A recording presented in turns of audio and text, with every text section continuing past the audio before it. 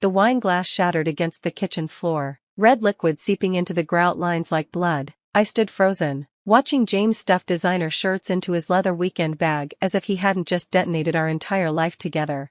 "Ashley?" I repeated, my voice oddly calm. "Your assistant Ashley? The one you said was just an eager intern?" He didn't even look up, just kept methodically packing. "She understands me, Rebecca. She sees my potential, doesn't try to hold me back like you do. My name is Rebecca Mitchell, and after 15 years of marriage, my husband was leaving me for a 23-year-old who still lived with roommates and called herself an aspiring influencer on Instagram."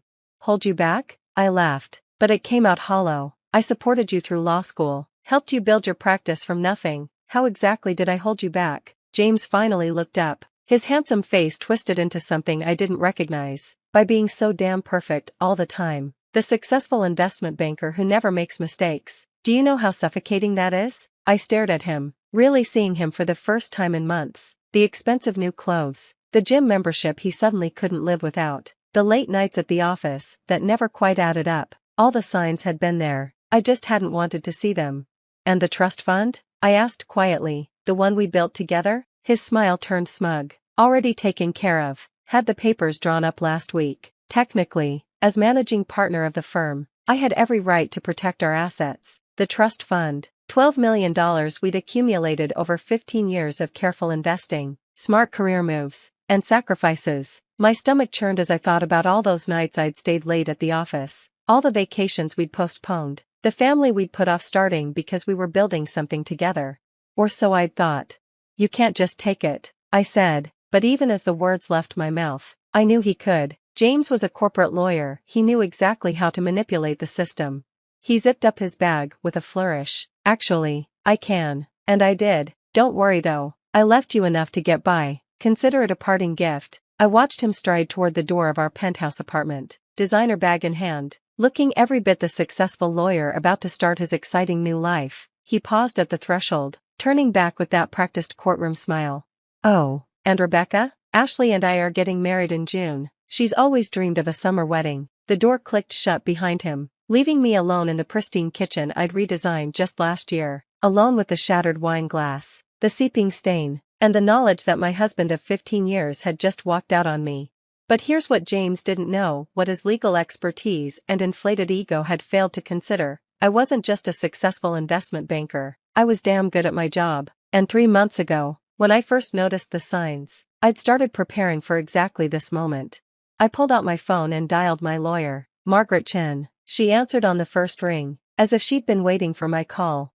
"It's done," I said simply. He took the bait. Margaret's voice was crisp and professional. "Everything in place? Just like we planned." "He thinks he cleaned out the trust fund, but," I smiled, feeling the first real spark of satisfaction since James dropped his bombshell, "but he has no idea about the offshore accounts, or the shell company, or the fact that I've been documenting every questionable transaction he's made in the last 6 months." There was a pause, then Margaret chuckled. "You really are brilliant, you know that? When you came to me with suspicions about James, I thought you were being paranoid, but you saw it coming." I had. The signs were there if you knew where to look. The sudden interest in cryptocurrency, the new offshore clients, the way he'd started asking pointed questions about our investment portfolio. James thought he was being clever, but 15 years in investment banking had taught me to spot patterns. So I'd prepared, quietly, methodically. I'd moved most of our assets into new accounts he couldn't access, created a paper trail of his suspicious activities, set up a trap that would spring the moment he tried to clean out what he thought was our main trust fund. "How long until he figures it out?" Margaret asked. I glanced at my watch. "The fake trust fund transfer should clear in about an hour. Once he tries to access it, the fraud alert will trigger, and all his recent transactions will be flagged for review." Margaret sounded impressed. "You've really thought of everything." "Not everything. I hadn't thought about how empty our apartment would feel. Hadn't prepared for the ache in my chest when I looked at our wedding photo still hanging in the hallway. 15 years was a long time to love someone, even if they turned out to be a stranger in the end. My phone buzzed with a text from an unknown number. "You're so lucky James wants to be with me. Don't worry, I'll take good care of him. Ashley." Of course she'd get my number from him. I deleted the message without responding. The next few hours passed in a blur. I methodically went through our apartment, gathering James's remaining belongings into boxes. His favorite coffee mug, The ridiculously expensive golf clubs I'd bought him for Christmas. The framed law degree I'd helped him earn by working extra hours to pay his tuition. Each item felt heavy with memories, with promises now broken. By midnight, I'd filled 6 boxes. They sat by the door like sentries, guarding the remains of my marriage. Then my phone exploded with notifications. First came the angry text from James, "What the hell did you do?" Then 3 missed calls. Finally, an email, his rage evident even in the subject line, "You will regret this." I poured myself a fresh glass of wine, careful to step around the stain from the broken one, and settled in to read his tirade. The email was exactly what I'd expected: threats of legal action, accusations of manipulation, demands that I fix this immediately or face consequences. Classic James, always believing he held all the cards. I typed out a simple reply: "I suggest you check your own accounts, specifically the transfers you've been making to Ashley's personal account for the last 3 months. The ones coded as business expenses but sent through your private server. I'm sure the Bar Association would be very interested in those." His response came seconds later: "You're bluffing." I wasn't. I had everything, every transaction, every coded email, every falsified expense report. I'd watched him dig his own grave for months, collecting evidence while he was distracted by his midlife crisis and his young girlfriend. Another text from Ashley popped up: "James is really upset. What did you do to him? This is so toxic." I blocked her number. The doorman called up to inform me that James was in the lobby, demanding to be let up. I declined. Let him stew overnight. Tomorrow would be soon enough to begin dismantling the life we'd built together. As I got ready for bed that night, I caught my reflection in the bathroom mirror. I looked tired, but there was something else there too, a strength I hadn't noticed before, maybe hadn't needed until now. I thought about the day James and I met, both young and ambitious, believing we'd take on the world together. We had, in a way, we'd built something remarkable. I just hadn't realized he'd been planning his exit strategy while I was planning our future.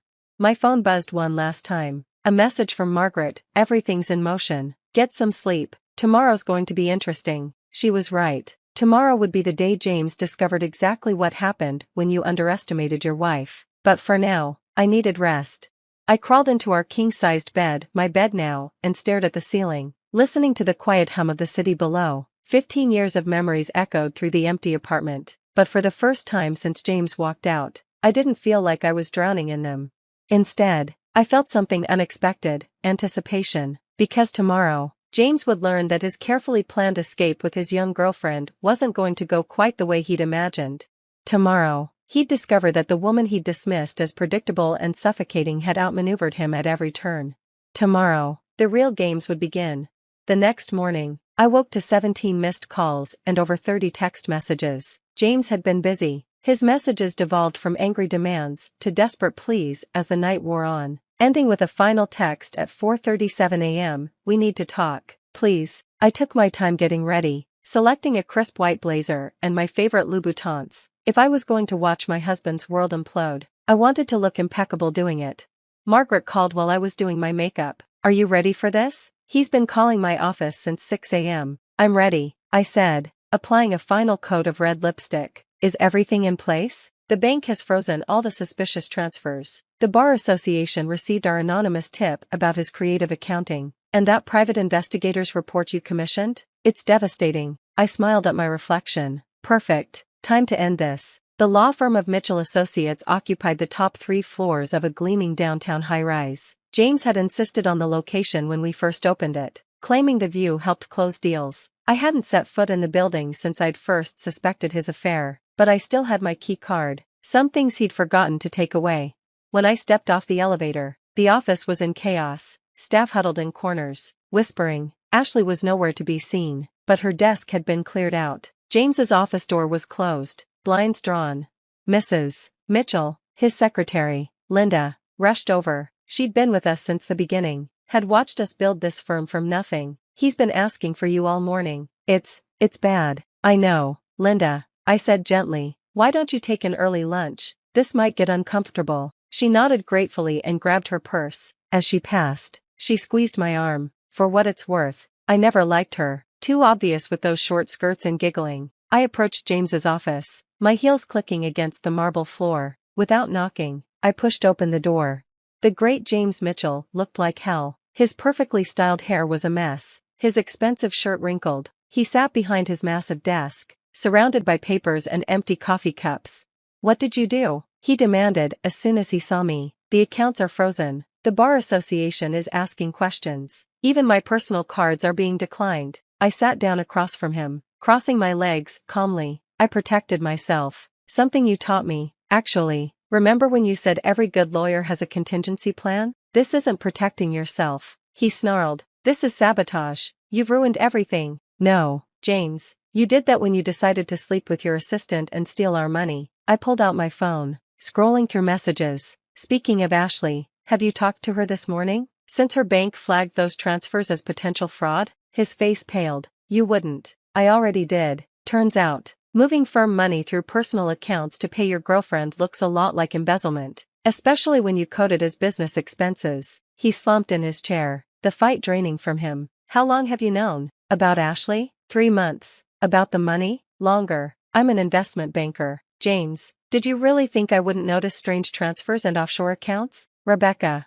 we can fix this," he said, leaning forward. His voice took on that persuasive tone he used in court. "We'll tear up the divorce papers. I'll end things with Ashley. We can go back to Dash." "Back to what?" I cut him off. "Back to you lying to me? Back to me pretending I don't know who you really are." I stood up, smoothing my blazer. "No, James, we're not going back. In fact, I'm here to discuss the future of Mitchell Associates." His eyes narrowed. "What about it?" I smiled. The same smile he'd given me yesterday when he thought he'd won. "Check your email. You'll find some interesting documents from our biggest clients. They're not happy about the rumors of financial impropriety. Most of them are taking their business elsewhere." "You can't do this," he whispered. "This firm is my life. Our life." I corrected him. "We built it together, remember? With my connections, my trust fund to get it started. And now? Now it's just another asset to be divided in the divorce." His phone buzzed, probably Ashley realizing her gravy train had derailed. He ignored it, staring at me like he was seeing a stranger.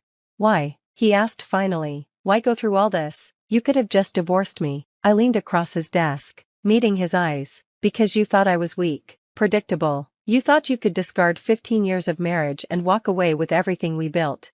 I needed you to understand exactly who you were walking away from." As if on cue, Linda appeared in the doorway. "Mr. Mitchell? There are some gentlemen here from the Bar Association. They're asking about an ethics complaint." James's face crumpled. His perfectly planned escape was falling apart, piece by piece. The money he thought he'd secured? Frozen. The girlfriend he'd risked everything for? Gone radio silent once the cash dried up. The reputation he'd spent years building? About to be scrutinized by his peers. "You'll never get away with this," he said, but his voice lacked conviction. I gathered my purse, preparing to leave him to face the consequences of his choices. "I already have." "Oh, and James? Ashley posted some interesting photos last night. You might want to check her Instagram. Apparently, she's already found someone new, someone whose accounts aren't frozen." I walked out of his office, head high, leaving him to deal with the Bar Association investigators. The staff watched me go, their expressions a mix of awe and sympathy. They'd figure out soon enough that Mitchell Associates would survive just under new management. Outside, the summer air felt clean and fresh. My phone buzzed with a text from Margaret. "Just got the preliminary divorce agreement drafted. You're going to like it." I smiled, thinking about the future stretching out before me. The firm would need restructuring, clients would need reassuring, but for the first time in months, I felt truly free. That evening, I returned to my apartment. The boxes of James's things still sat by the door, but they no longer felt heavy with memories. They were just boxes, filled with the belongings of a man who had underestimated his wife. I poured myself a glass of wine, carefully, this time, and walked out onto the balcony. The city sparkled below, full of possibilities. My phone had been quiet for hours. James was probably too busy dealing with the ethics investigation to harass me further. A text came through from an unknown number. "I'm sorry, Ashley." I almost laughed. Sorry she got caught. Probably. Sorry the money dried up. Sorry she'd bet on the wrong horse. I blocked her number again and turned back to the view. Somewhere out there, James was realizing that his perfect escape plan had backfired spectacularly. His young girlfriend had vanished, his assets were frozen, and his professional reputation was in tatters. Meanwhile, I had emerged stronger than ever. The firm would survive under my leadership. The trust fund he'd tried to drain was safely secured, and I had finally shed the role of perfect, predictable wife. 3 months later, I sat across from James one last time, signing our divorce papers. He looked older, tired. The ethics investigation had resulted in a suspension of his law license. Ashley, true to form, was already engaged to someone else, a fact she'd announced on social media with gleeful abandon. I never saw it coming, he said quietly as we finished signing. Any of it. I thought I knew you. That was your mistake, I replied, gathering my papers. You saw what you wanted to see, the supportive wife, the reliable partner. You forgot that I'm also a woman who knows her worth. I stood to leave, but he called after me. For what it's worth, I'm sorry, not just for Ashley, but for underestimating you, for thinking I could outsmart you. I paused at the door, looking back at the man I'd once loved. Goodbye, James. I hope she was worth it. The door clicked shut behind me, echoing with finality. In my purse, my phone buzzed with work notifications, client meetings to schedule, decisions to make. Life went on. That night, I finally cleaned up the wine stain from the kitchen floor. As I scrubbed, I thought about the day James left, thinking he'd orchestrated the perfect exit. He hadn't realized he was actually setting himself up for the greatest fall of his life. Sometimes the perfect revenge isn't about getting even, it's about showing someone exactly what they lost and making sure they live with that knowledge forever. I never told James about the second offshore account, the one even Margaret didn't know about. Some secrets, after all, are better kept, just like some lessons are better learned the hard way. The wine stain finally faded, leaving no trace of that fateful day. Like James's presence in my life, it had seemed permanent at first, a mark that would never fade, but with enough patience, enough determination, anything can be erased. Well, almost anything. The lessons? Those I'd keep forever.